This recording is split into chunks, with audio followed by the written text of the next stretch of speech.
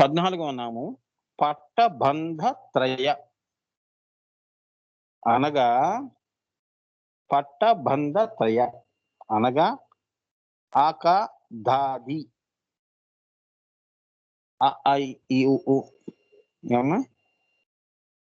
ఖా వర్గం కక్క ఇది ఖా వర్గంలో కా మొదటి ఆకాదాది మాతృకా వర్ణ స్వరూప త్రికోణ స్వరూపిణి పట్టబంధ త్రయ అంటే అది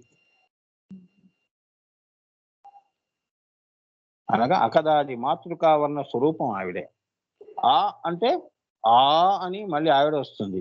ఈ ఊ ఆ ఆ ఈ ఊ అలా. కాలో కూడా అంతే. కా అంటే బ్రహ్మ బ్రహ్మ అని కక్క కిక్కి అలా. అర్థమైందా? అట్లా అర్థం చేసుకోవాలి. మళ్ళీ చెప్పండి గురుగారు. ఆహా ఆ అని శివుడు అన్నాడు అనుకో, ఆమెకు తెలియకుండా నేను మాట్లాడతానని ప్రయత్నం చేశాడు. ఆ అంటే ఆమె ఆ అంటుంది, నేనున్నాను నీలోనే అని. ఈ అన్నాడు అనుకో, ఈ ఊ అంటే ఊ అంటే సృష్టి నా వలనే రావాలి.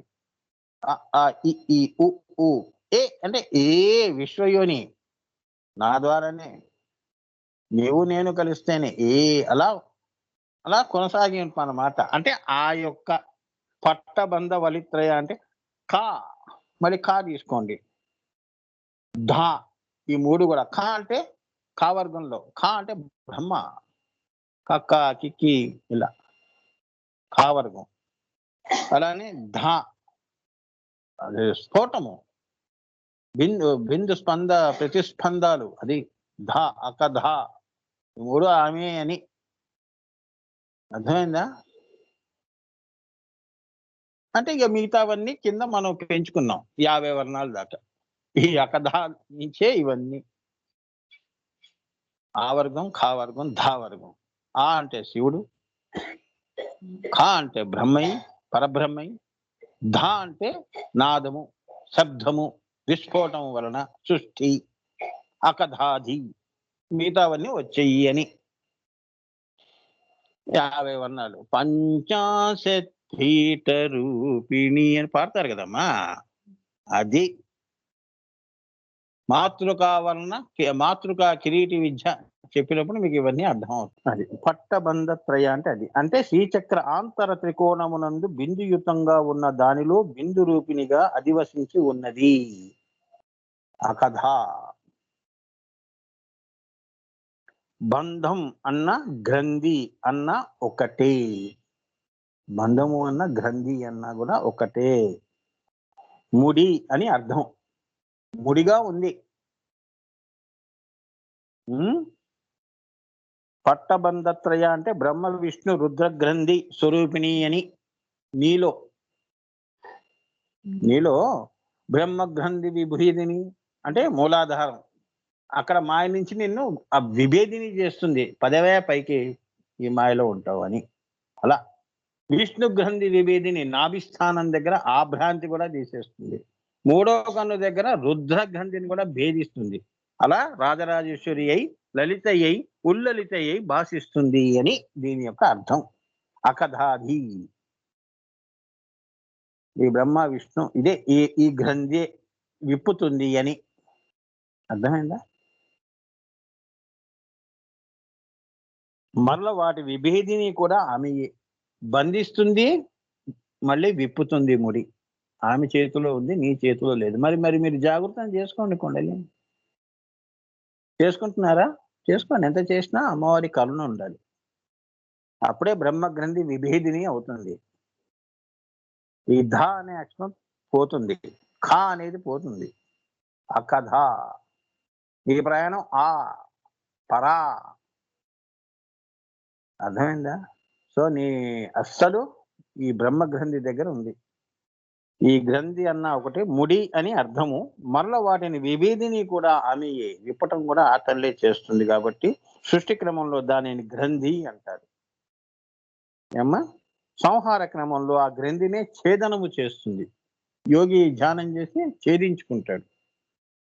అంటే గురుగారు అదేంటి క్రియాయోగ చేస్తుంటే అమ్మవారి గ్రంథులన్నీ ఛేదించుకుంటూ సహస్రారానికి వెళ్తుంది అని కదా గురుగారు చెప్పడం.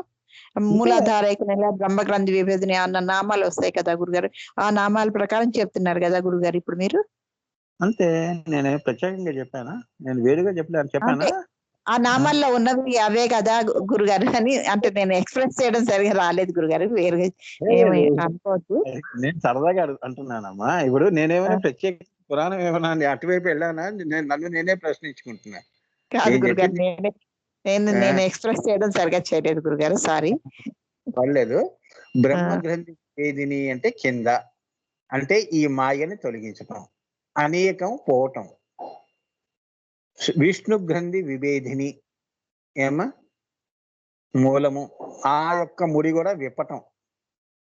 3 ముళ్ళు, ఆడవాళ్ళకు కూడా 3 ముళ్ళు అన్నట్టు, అందుకే మూడికి అంత త్రిపుర కదా. మళ్ళీ నిన్ను హృదయ స్థానం నుంచి అక్కడ ఆవిడ త్రికోణాంతర దీపిక కదా, అక్కడ సూర్యుడు మళ్ళీ 3వ కళ దగ్గర వెలుగుతాడు, పెద్ద కాంతి చూస్తావు. అక్కడ నీకు రుద్ర గ్రంథి కూడా ఆఖరి ముడి విప్పేస్తుంది.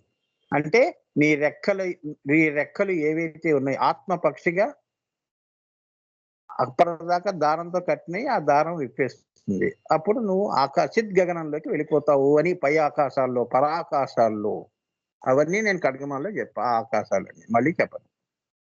చిత్ గగనంలో అంటే స్కై ఈజ్ ది లిమిట్ అంటారు. అది వేరే విషయం. అది శాస్త్రం చెప్పాను ఖడ్గమాల్లో చెప్పాను కదా, రాజరాజేశ్వరి అవుతాడని. అందుకే త్యాగర స్వామి వారు నగుమోము కీర్తనలో గగనాధిప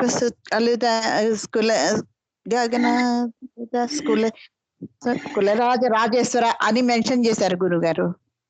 రాజరాజేశ్వరి అంటే 3వ కన్ను విభేది, అది రుద్రగంధి విభేదిని అయిన తర్వాత అమ్మవారి కాంతి చక్రాలు సమన ఉన్మనాలు అన్ని కూడా దాటిన తర్వాత, సహస్రార కమలం విచ్చుకున్న తర్వాత, కర్ణికలో ఉన్న ఆ అయ్యవారిలో ఆమె ఐక్యం కావటం, మళ్ళీ వాళ్ళిద్దరూ మళ్ళీ రాజరాజేశ్వరి స్థితి పొందటం, అదే బ్రహ్మ కచ్చంలో జరగటం. అదే త్యాగరాజు వారు ఆ కీర్తనలో చెప్పడం జరిగింది. ఓకే, నువ్వు చెప్పింది కరెక్ట్. నేను వచనంలో చెప్పాను, ఆయన కీర్తన చేశాడు, అంతే, సింపుల్. కరెక్ట్ అన్నా నువ్వు చెప్పింది. ఓకే, ఇంత గొప్పగా ఉంటుందమ్మా.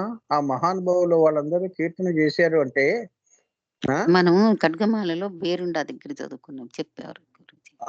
చెప్తాను నేను ఖడ్గమాలలో. అందుకే మీరు ఏంటంటే అన్ని మీరు తెలుసుకున్నది నిక్షిప్తం చేసుకోండి, జ్ఞానం అవి గుర్తుంచుకోవాలి ఎప్పుడు. అప్పుడు మీకు ఏంటంటే ఇప్పుడు వచ్చే నామాలన్నీ తొందరగా మీకు ఏంటంటే పైకి వెళ్ళిపోతుంటాం. లేదు అంటే మళ్ళీ వెనక్కి ముందుకి దీనివల్ల ఏమవుతుందంటే టైం చాలా లాగ్ అవుతుంటుంది. అంతే గురుజీ, ఇవన్నీ వీటి మీదనే ఆధారం ఉన్నాయి, ఇంకా మిగతావన్నీ వీటి మీద వెళ్ళిపోతాయి. నేను ఒకటి దారం ఇచ్చాను అంటే, ఒకటి అది పట్టుకొని పైకి వెళ్ళిపోవటమే, ఇంకా లతన అల్లుకుపోవటమే. మొన్న నామాల్లో చెప్పాను కదా, అల్లుకుపోవటం మీ చేతిలో ఉంది ఏమ్మా. అది అలా ఏంటంటే నాన్న, మనం అలా వెళ్ళిపోయాం అనుకో, ఆ స్థితి ఈ జన్మలోనే మనకి అన్ని సాధ్యం అవుతాయి. ఇంకా తెలుసుకోవటం అందరూ చెప్పింది ఇదేనమ్మా అని చెప్తున్నాను.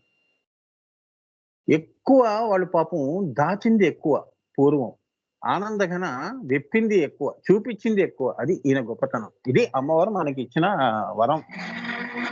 అది తెలుసుకోండి. మీరు కీర్తనలు పాడుతున్నారు కదా, దాని అర్థ తాత్పర్యాలు ఎంతమంది చూసాం? త్యాగరాజు వారు పాడారు అంటే రసము ఎక్కువ ఉంటుంది, ఆనంద రసం. మనం పాడాము అంటే ఒక రకమైన అనుభూతి, ఆనందమే. కానీ రసము తాగటం అది.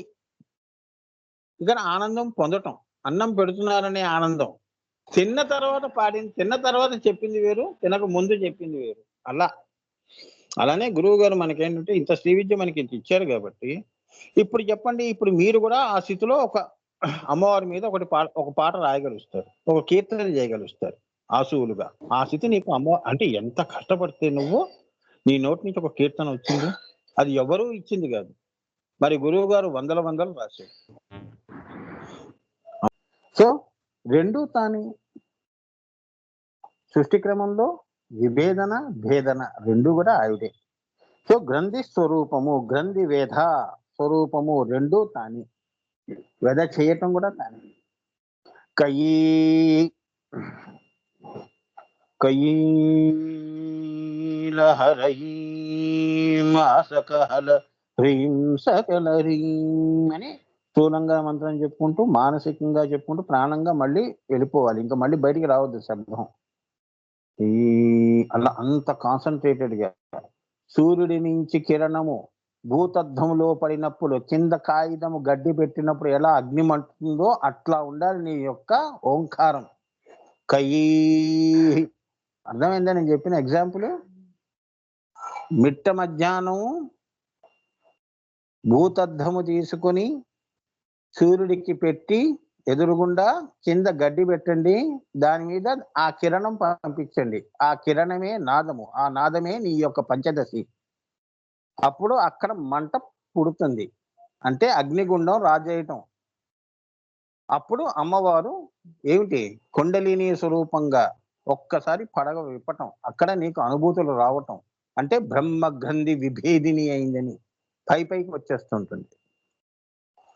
ఆ అనుభూతులు వేరు, ప్రాక్టికల్ వేరుగా ఉంటాయి. నిజానా? ఎలా చెప్పాలి అంటే అలా చెప్పాలి. మరి ఇదే రహస్యం. చేయండి మరి ఆ పద్ధతుల్లో. ఎంత కాన్సన్ట్రేషన్ గా గడ్డి మండే వరకు మీరు భూతద్దం పట్టుకొని ఎలా ఉంటారు?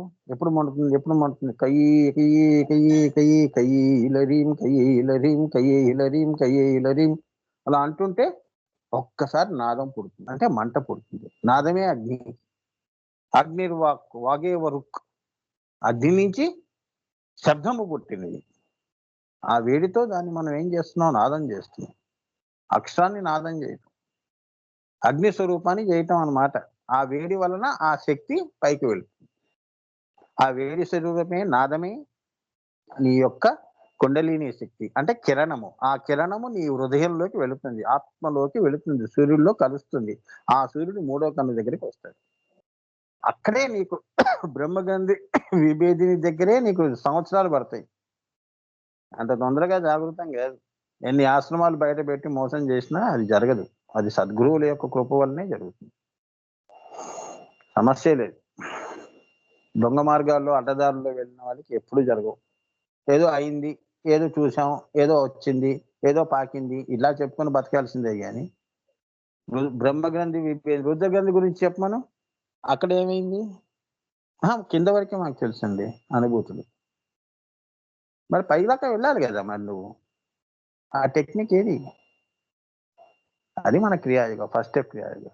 ఎన్ని ఫోన్స్ వచ్చాయో ఫస్ట్ స్టెప్ క్రియాయోగాలు, అనుభూతులు వచ్చిన వాళ్ళు. ద రియల్ మెథడ్ సార్ ఇది. అని సింపుల్ గా ఉంది కానీ పర్ఫెక్ట్ ఉంది. అవతార బాబాజీ ఇచ్చింది అది, అమ్మవారు ఇచ్చింది మనకి, తిరిగే లేదు. ఎందుకు ఇంకా పక్కవన్నీ? అవునా? వద్దే వద్దు మనకి. జై గురుదేవ్ నాన్న. శ్రీమాత్రే నమః.